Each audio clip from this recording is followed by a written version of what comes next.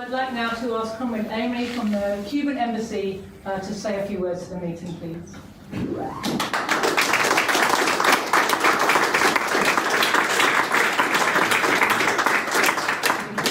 It's difficult speaking after all of you, but I do my best. Dear Ella, Harper, Jyoti, Complex, I want to thank for the invitation to this celebration that gives us the opportunity to change on two current issues, internationalism and COVID-19. For Cuba, October has a special meaning. It was on October 10, 1868, that a group of Cubans with no other weapons than the desire for justice and national independence began the fight against Spanish colonialism, a struggle that would lead almost a century later to the triumph of the Cuban Revolution on January 1st, 1959.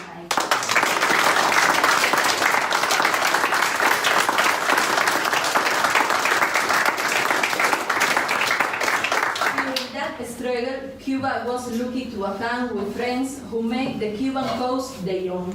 Among them, the Dominican Máximo Gómez, who in October 1868 delivered the first victory against the well-armed Spanish army and later would lead the most glorious feast on the battlefield of Cuba.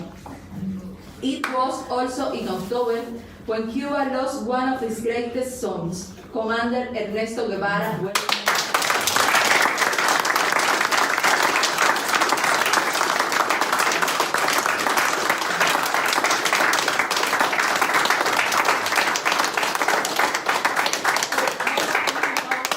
Despite was born in Argentine, he earned the respect and admiration of Cubans and was an essential figure in the triumph of the revolution and its development in its early stage. I could mention other examples, but about the internationalism that Cuba received in our struggle, but I do not want to take more time of your event. I want to confirm that the defense of our independence and the internationalism take part of the Cuban revolutionary process since its beginnings in 1868. As our commander Fidel Castro said on July 26, 1978, and I quote, "Internationalism is the most beautiful essence of the Marxism and Leninism and its ideals of solidarity and brotherhood among peoples. Without internationalism, the Cuban Revolution would not even exist. To be an internationalist is to pay off our own debt to humanity."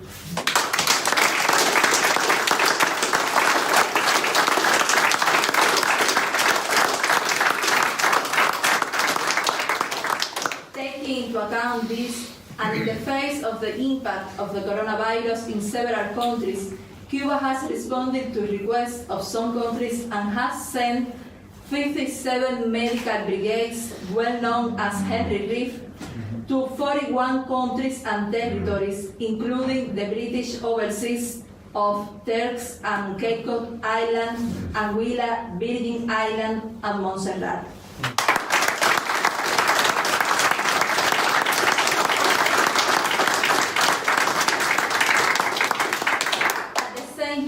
We are sharing the vaccines developed by our scientists with our brothers from Venezuela, Nicaragua, and Vietnam, between others.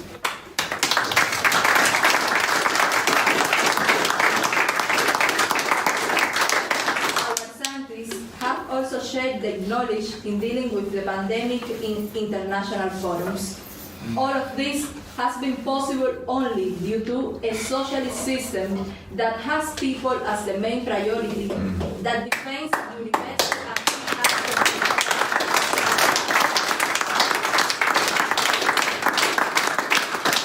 a socialist system that, under the guidance of Commander Fidel Castro, has developed the biotech sector.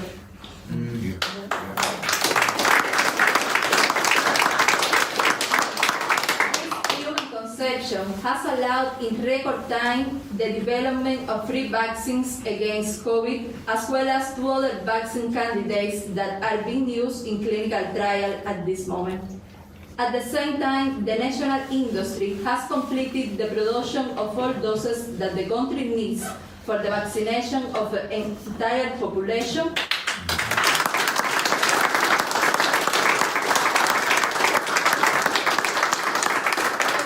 That until now covers more than 50% of the population in its complete free dose schedule. Vaccination of children from 2 years to 18 years has also started. Dear Congress, in the midst of the shortage caused by the economic, commercial, and financial blockade imposed by the United States against my country for almost 6 decades, it has been essential the solidarity shown by movements around the world and Cubans living abroad as well. They have contributed to facing the pandemic on the island by donations of medical supplies, medicines, and equipment.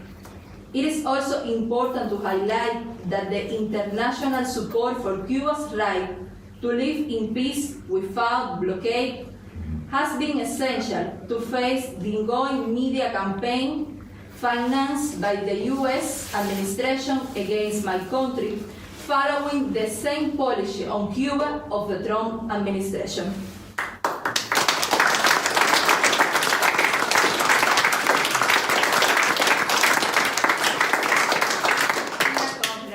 In an increasingly globalized world where an unfair international order persists, characterized by decades of imperialist domination and the application of a savage neoliberalism, only cooperation, solidarity, and internationalism can help us face common challenge and fight for a better world. I want to take this opportunity to thank you once more for your traditional support to Cuba. We are very lucky to have your friendship, and I assure that you can also count with Cuba. Thank you.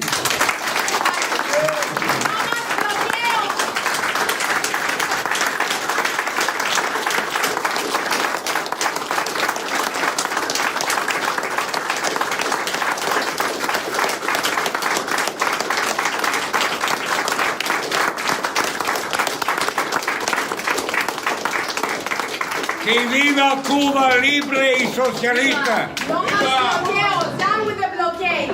Abajo.